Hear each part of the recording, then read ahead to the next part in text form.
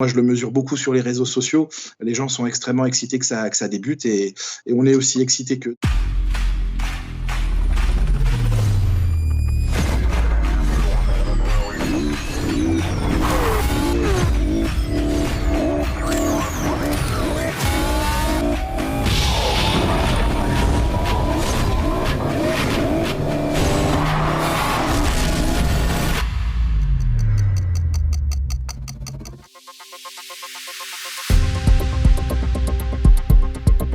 Bah oui, le retour de Fernando Alonso, il est super attendu. C'est un personnage de la F1, Fernando. Il est double champion du monde. Il s'est pas du tout arrêté de courir pendant cette absence de la F1. Il est devenu vainqueur aux 24 heures du Mans, champion du monde d'endurance. Il a participé aux 500 miles d'Indianapolis, au Dakar. Donc c'est un touche-à-tout. Il ne vit que pour le sport automobile et idéalement que pour la Formule 1. Et il a la chance aujourd'hui d'y revenir dans une équipe qu'il a très bien connue, qui s'appelait Renault jusqu'à il y a peu et qui est maintenant Alpine. Et il a absolument pas changé. Tout le monde dit qu'il s'est assagi avec le temps. C'est un des pilotes vétérans du plateau. On se rend compte dans les faits qu'il a absolument pas changé. Il est extrêmement exigeant, extrêmement sollicitant. C'est quelqu'un qui vampirise les équipes autour de lui, mais c'est comme ça que fonctionne le haut niveau. Et c'est vrai que voilà, son retour, il a déjà des commentaires assez forts. Quand on lui a posé la question de savoir quel était le meilleur pilote sur la grille de Hamilton ou Verstappen ou Raikkonen, il a dit c'est moi le meilleur pilote, et sans sourciller, sans vraiment sourire. Donc c'est un Alonso voilà, extrêmement motivé qui revient. Avec lui sur la grille, Hamilton, Vettel et Raikkonen, on a 4 champions du monde qui sont au départ cette saison.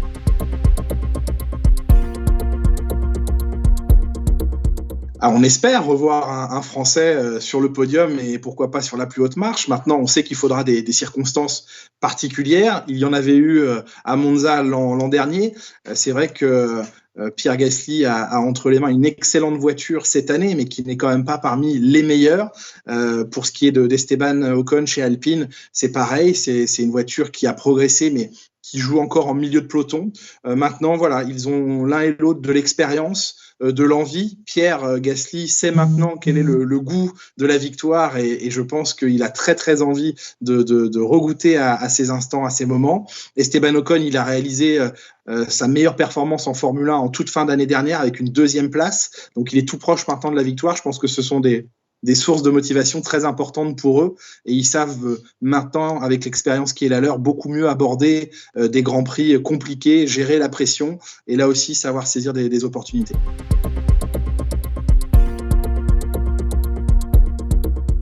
C'est sûr que l'arrivée de Mick Schumacher, elle fait beaucoup parler.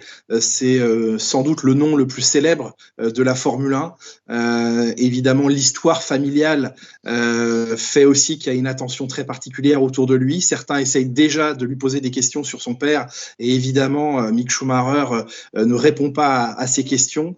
Et puis voilà, il y a le fait de revoir sur les tableaux de chronométrage le nom Schumacher associé à de la Formule 1. Il a d'ailleurs, Mick, choisi les initiales de son père, les 3 lettres qui identifient un pilote sur les tableaux de chronométrage. Il a choisi cette année de prendre les initiales de son père, donc MSC. Et voilà, tout ça est symbolique. Son numéro de course est lié à son père aussi, puisqu'il porte le 47.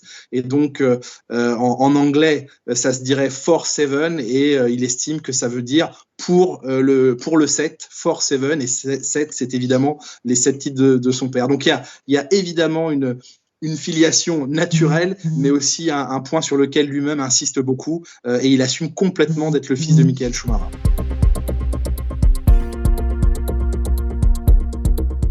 C'est vrai qu'on a connu cet hiver chez Mercedes peut-être le plus mauvais hiver de préparation depuis longtemps. Il faut rappeler qu'il n'y a eu que 3 jours de test et sur ces 3 jours, à aucun moment, Mercedes n'a été très solide sur le comportement de sa voiture. Ils ont connu des petits soucis de fiabilité sur leur boîte de vitesse. La voiture était très très instable des roues arrière. Donc il y a vraiment un aspect technique à régler pour eux.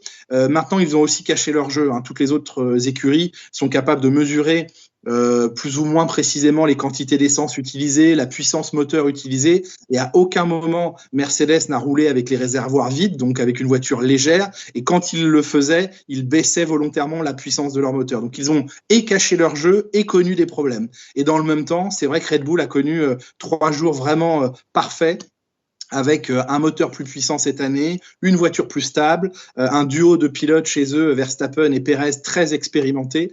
Je pense que cette année, sur l'échiquier de la Formule 1, ils ont 2 pièces maîtresses chez Red Bull pour pouvoir essayer de mettre en échec Mercedes.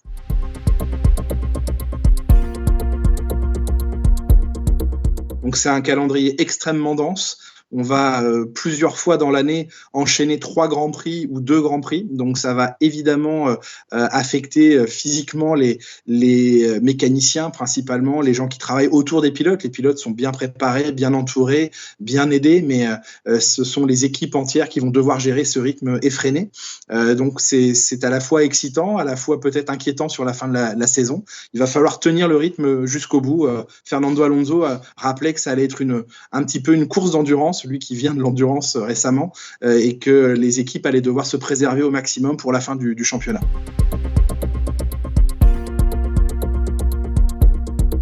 On va tester effectivement en Formule 1 un nouveau format qui ne s'appellera pas course, parce que les organisateurs et les patrons de la F1 veulent vraiment dissocier le Grand Prix, qui doit rester le moment sacré du week-end le dimanche, et ce qui sera finalement une qualification sprint, mais qui ressemblera à un petit format de course tout de même.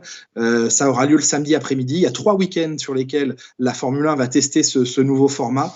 On aura des qualifications le vendredi après-midi.